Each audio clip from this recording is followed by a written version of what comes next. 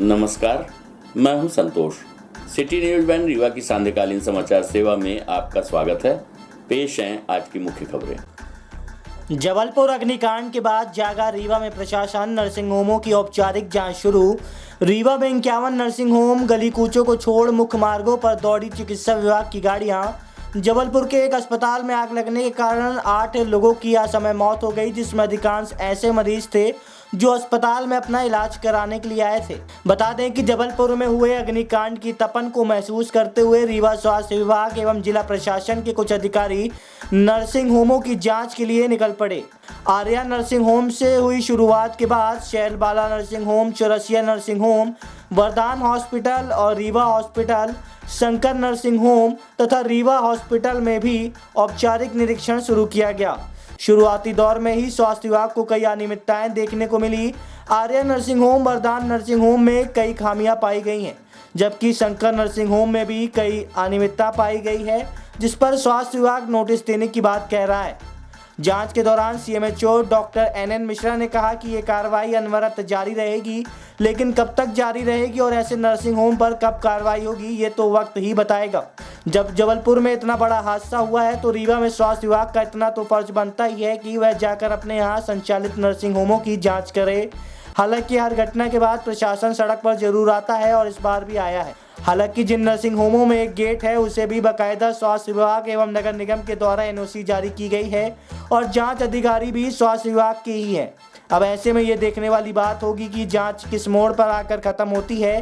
क्या ऐसे नर्सिंग होमों पर कार्रवाई होगी या पिछली बार के जैसे नोटिस थमाकर संचालन निरंतर जारी रहेगा।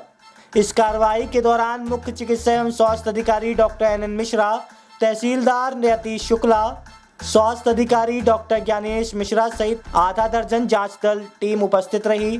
प्रस्तुत है डॉक्टर एनएन मिश्रा से प्राप्त जानकारी के अंश। हमने अभी 5-6 नर्सिंग होम की जांच की।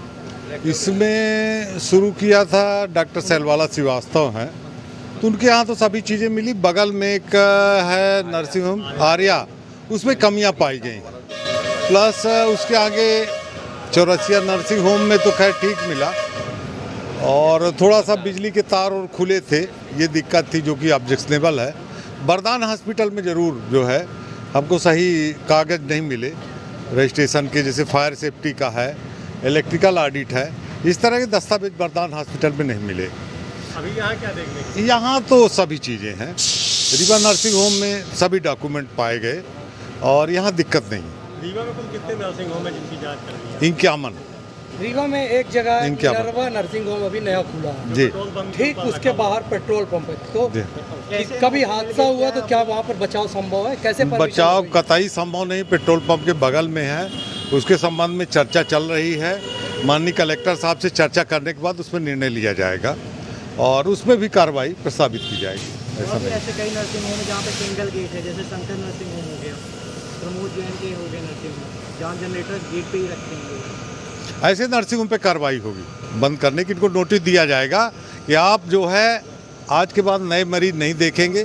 सिर्फ अगर भर्ती मरीज है तो उनका इलाज करके उनकी छुट्टी कर दें, या तो उनके मरीजों को शिफ्ट किया जाएगा गवर्नमेंट हॉस्पिटल में, उनको बंद करने की कार्रवाई की जाएगी। इससे पूर्व भी नोटिस जारी कर चुके पर कार्रवाई आगे नहीं बढ़ पाती। इस बार कार्रवाई बढ़ेगी। इस बार जो है कार्रवाई जो गंभीरता से शासन ने लिया है, शासन के ऐसे निर्देश भी हैं, इस बार कार्रवाई पे कोई कमी नहीं की जाएगी। एनओसी कौन प्रदान करता है? जो पेट्रोल पंप के ऊपर ही खुलते हैं हॉस्पिटल, ऐसे एनओसी कौन देता है? एनओसी वास्तव में नगर निगम में फायर वो है, अलग से ऑफिसर हैं, वो देते हैं एनओसी इनको। और नगर निगम से इनको जो है जैसे रिहायशी इलाकों वालों में बिल्डिंग की परमिशन, ये सब जो है नगर निगम द्वारा होता है। अब निरीक्षण नगर निगम से जाते मुरली करके हैं जो फायर की देते हैं ऑडिट, तो वो देते हैं फायर का। आपने जांच शुरू की है, ये कब तक खत्म होगी, कब तक रिजल्ट देंगे? जांच लगातार चलेगी अनवरत। आज जितने हो जाएंगे, अभी हम लगातार हम लोग जांच करेंगे। आज जितने हो जाएंगे, कल तक चलेंगे, अनवरत चलेगी जब तक पूरे नहीं हो जाते। आज कितनों को नोटिस दी गई? आज अभी नोटिस सभी को दे रहे हैं, सभी को नोटिस देते ही जा रहे हैं। क्या क्या व्यवस्थाएं आपको करनी है, क्या दिक्कतें हैं। 6 लोगों को दे चुके, 6 का विजिट हो चुका है और बाकी जो कमियां पाई जाती हैं उनको अलग से नोटिस दिया जाएगा बंद करने का। जमीनी विवाद के चलते दो पक्षों में जमकर चले लठ, मारपीट का वीडियो आया सामने। मारपीट में आधा दर्जन लोग हुए घायल। बता दें कि रीवा जिले के गोविंदगढ़ थाना क्षेत्र स्थित तमरा गांव में आज जमीनी विवाद को लेकर दो पक्षों के बीच जमकर विवाद हुआ। दोनों पक्षों के बीच हुए विवाद का वीडियो अब सोशल मीडिया में वायरल हो रहा है। मारपीट में महिलाएं, बच्चे और बूढ़े सभी शामिल थे। विवाद में दोनों पक्षों से तकरीबन आधा दर्जन से अधिक लोग घायल हुए हैं। सभी घायलों का उपचार रीवा के संजय गांधी अस्पताल में चल रहा है। दोनों पक्षों की ओर से शिकायत मिलने पर पुलिस ने मामला दर्ज कर लिया है और आगे की कार्रवाई की जा रही है। जानकारी के मुताबिक गोविंदगढ़ स्थित तमरा गांव के निवासी द्विवेदी परिवार के चाचा और भतीजी के बीच जमीनी विवाद था। मंगलवार को भतीजी अपने ससुराल से गांव मायके पहुंची थी। उसी दौरान रास्ते की निकासी को लेकर विवाद खड़ा हो गया। देखते ही देखते विवाद ने विकराल रूप धारण कर लिया। दोनों पक्ष के लोगों ने डंडे निकालकर एक दूसरे पर बरसात करनी शुरू कर दी।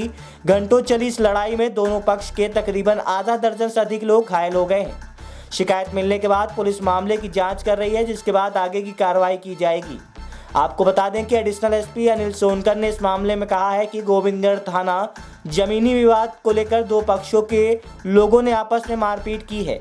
मामले पर दोनों ही पक्षों की ओर से गोविंदगढ़ थाने में शिकायत की गई है। थाने में शिकायत कर सभी को इलाज के लिए अस्पताल भेजा गया है, जबकि एमएलसी रिपोर्ट आने के बाद जो भी वैधानिक कार्रवाई होगी वह आगे की जाएगी।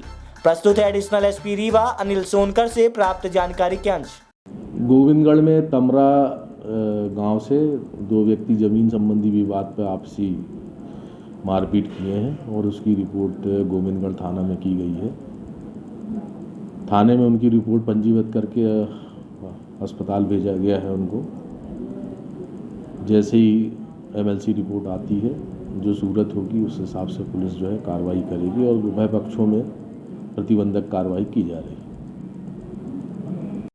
रात में घर के बाहर टहल रहे युवक का हुआ अपहरण। अपहरणकर्ताओं ने रिश्तेदार को मैसेज कर मांगे 4 लाख रुपए फिरौती की रकम। आरोपी गिरफ्तार। आपको बता दें कि रीवा जिले के गढ़ थाना क्षेत्र से अपहरण का सनसनीखेज मामला सामने आया है, जहां सोनवर्षा गांव में रात के वक्त अपने घर के सामने टहल रहे युवक का कार सवार आधा दर्जन बदमाशों ने पुराने पैसों के लेन देन के विवाद पर अपहरण कर लिया, जिसके बाद अपहरणकर्ताओं के द्वारा अपहृत युवक के रिश्तेदार को मैसेज कर 4 लाख रुपए फिरौती की रकम मांग की गई है।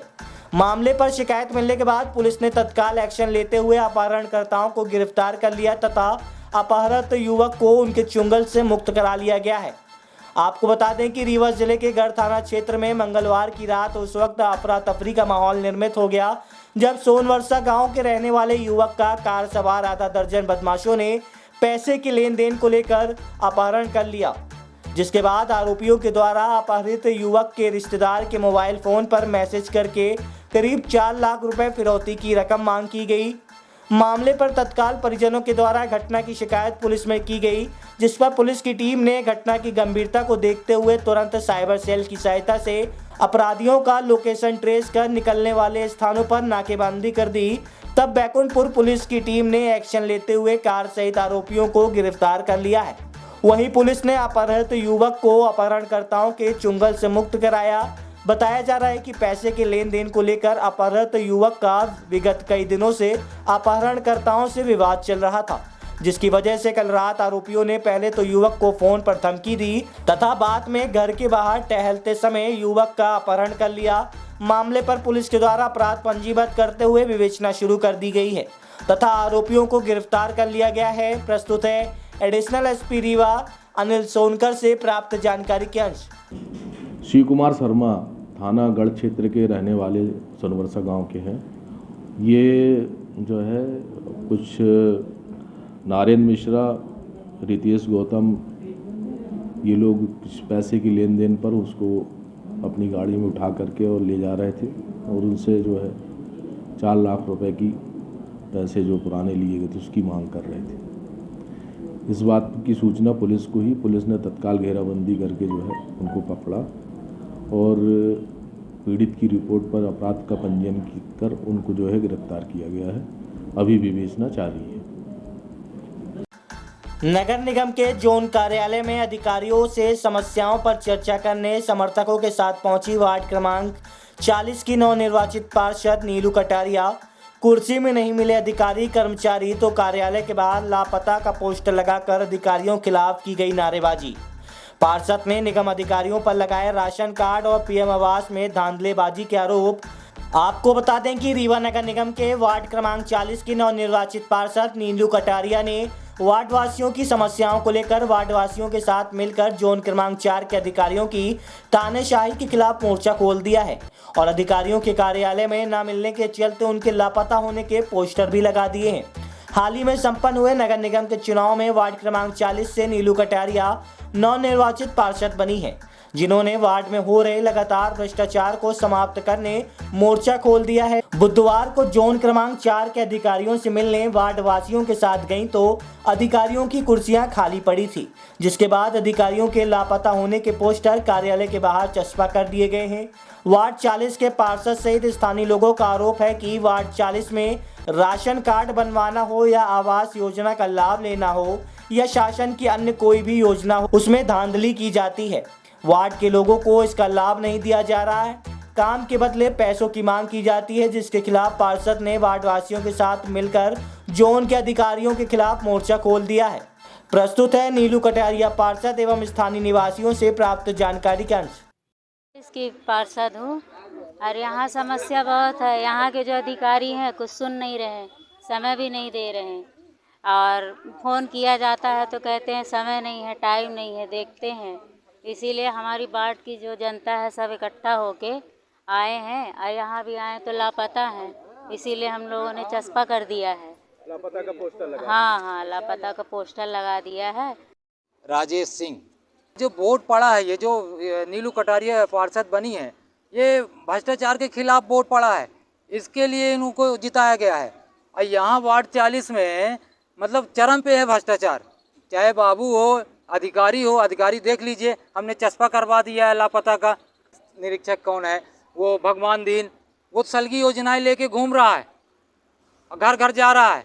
ये जनता का कहना है कि पैसा मांगा जा रहा है 5 से 10 हज़ार, मतलब समग्र आईडी का नाम लिखवाने के लिए 700 रुपये लग रहे हैं, गरीबी रेखा नाम लिखवाने 5,000 रुपये लग रहे हैं, आवास योजना में डालने के 50,000 रुपये लग रहे हैं। रीवा महापौर ने निगम अधिकारियों से की पहली बैठक। 5 बिंदुओं पर हुई चर्चा। साफ पानी की सप्लाई, शहर की सफाई और खुदाई और सड़कों की मरम्मत के दिए निर्देश। रीवा शहर की सरकार बनने के बाद नवनिर्वाचित महापौर अजय मिश्रा बाबा ने पदभार ग्रहण करने के बाद आज निगम अधिकारियों के साथ पहली बैठक ली थी। हालांकि इस बैठक को औपचारिक बैठक ही बताया गया, जिसमें महापौर ने अधिकारियों ने सबसे पहले शहर में सप्लाई होने वाले दूषित पानी की व्यवस्था को दुरुस्त कर स्वच्छ पानी की सप्लाई देने सहित शहर की साफ सफाई का विशेष ध्यान देने के निर्देश दिए हैं। इसके अलावा महापौर ने सबसे अहम और खास समस्या पर कहा कि शहर के मोहल्लों में पानी सप्लाई लाइन और सीवरेज लाइन डालने के नाम पर सड़कें खोदी गई है, उन्हें दुरुस्त कराया जाए। इसके अलावा उन्होंने शहर में फैले अतिक्रमण व ट्रैफिक व्यवस्था पर चर्चा की और ट्रैफिक में अवरोध बनने वाले अतिक्रमण के खिलाफ कार्रवाई की बात कही है। बता दें कि रीवा के नवनिर्वाचित महापौर ने नगर निगम के अधिकारियों के साथ आज ये पहली बैठक ली, जिस दौरान उन्होंने न तो किसी को परिचय देने की आवश्यकता पड़ी और न ही परिचय लेने की, चूंकि अजय मिश्रा बाबा पूर्व में 3 बार के पार्षद व नगर निगम के नेता प्रतिपक्ष रह चुके हैं और ऐसे में हर किसी से वो भलीभांति परिचित है। बैठक के बाद महापौर अजय मिश्रा बाबा ने पत्रकारों से चर्चा के दौरान बताया कि अभी शुरुआत में हम 5 बिंदुओं को प्राथमिकताएं दे रहे हैं जो संकल्प पत्र में शामिल थी। उन्होंने कहा कि सबसे पहले मेयर हेल्पलाइन, एकल खिड़की, साफ सफाई, पत्रकारों को आवास के साथ साथ पानी की व्यवस्था करना सबसे पहली प्राथमिकताएं हैं। प्रस्तुत है महापौर अजय मिश्रा बाबा से प्राप्त जानकारी के अंश। आज आपने पद ग्रहण किया और बैठक में अधिकारियों की बैठक ली है, क्या चीज़ें शुरू में आपने देखी, क्या फायदे पता क्या थे, क्या चीज़ें? देखिए, आज अनौपचारिक बैठक थी और अधिकारियों के साथ, जोन के प्रभारियों के साथ थी, सफाई की व्यवस्था को लेकर थी, जलकर की व्यवस्था को थी, जल की व्यवस्था को लेकर थी, आपके रेवेन्यू व्यवस्था को लेकर थी। तो अभी अब हम लोगों ने एक औपचारिक पहली बैठक हमारी, उसमें एक मोटा बिंदु डिसाइड कर लिया है कि शहर की सफाई व्यवस्था बहुत ज़रूरी है। जो गंदा पानी आ रहा है उससे निजात कैसे किया जाए, और जो सड़कें सीवरेज के नाम पे तोड़ दी गई उनको रिपेयरिंग की बात हुई है। जो हमने अपने संकल्प पत्र में रखा है, एकल खिड़की और मेयर हेल्पलाइन, उसको प्रोसेस में लाना है। पत्रकारों के लिए भवन आवंटन की बातें किया है। तो ये सब जो मेजर बिंदु थे उन पे चर्चाएं हुई हैं। अब उसका 1 हफ्ते के अंदर कुछ ये निष्कर्ष निकाल के हमको बताएंगे। इसके बाद हमारी MIC का गठन हो जाएगा। हम MIC की बैठक में ये सारे बिंदुओं को उठाएंगे। अभी यहाँ शहर में एक बहुत बड़ी समस्या है उसकी ट्रैफिक की, इसको कैसे सुधार करेंगे? देखिए, ट्रैफिक की व्यवस्था तो यहाँ की ट्रैफिक पुलिस का अमला कोई सहयोग कर नहीं रहा।